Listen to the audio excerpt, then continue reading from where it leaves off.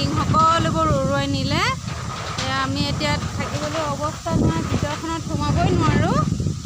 গোটেই টিং উৰুৱাই নিলে এয়া এটা চাইডৰ। এয়া টিংবিলাক কেনেকৈ এৰুৱাই নিছে। আমি এতিয়া থকাটোৱে মহা মুস্কিল হৈ গৈছে। এয়া টিং মধুচৰৰ টিং গোটেই উৰুৱাই নিছে, অৱস্থা নাই। কি কৰোঁ, গোটেই বতাহে তাণ্ডৱ কিমান চলাইছে, উৎপাত। তাঁতিখনো ভাঙি পেলাইছে। এয়া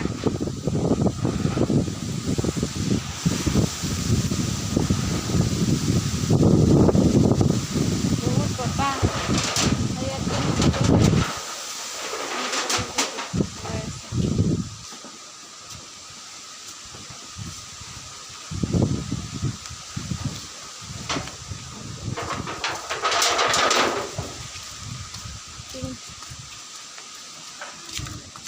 ভিতৰখনৰ আমাৰ অৱস্থাই নাই। গোটেই এই আমাৰ ভিতৰখন এনেকুৱা হৈছে। ভিতৰৰ ফালৰ পৰা সূৰ্য দেখি পায়। এতিয়া মই ভিতৰত আছোঁ, ঘৰৰ ভিতৰত। এয়া আমাৰ বিচনাখনৰ অৱস্থা নাই, গোটেই পাতপুত। আলনাখন মই ঢাকি থৈছোঁ। এয়া আলনাখন আকৌ অৱস্থা নাই আৰু, পাতপুত পৰি। এইটো আমাৰ ৰুম, মই আলনাখন ঢাকি থৈছোঁ। বিছনাৰ কাপোৰ মই এনেকৈ কুচাই থৈছোঁ, উপায় নাই, বৰষুণ আহিব। এয়া ওপৰ ছাইডটো এনেকুৱা, এয়া ফেন আছে ওলমি, কিন্তু কি হ'ব,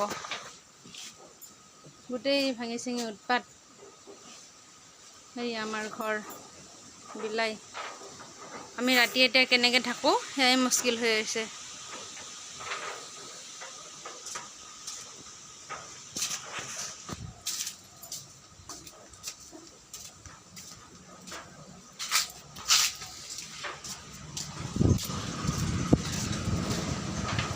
উপায়টো নাই, দুখীয়াৰ জীৱন এনেকুৱাই আৰু।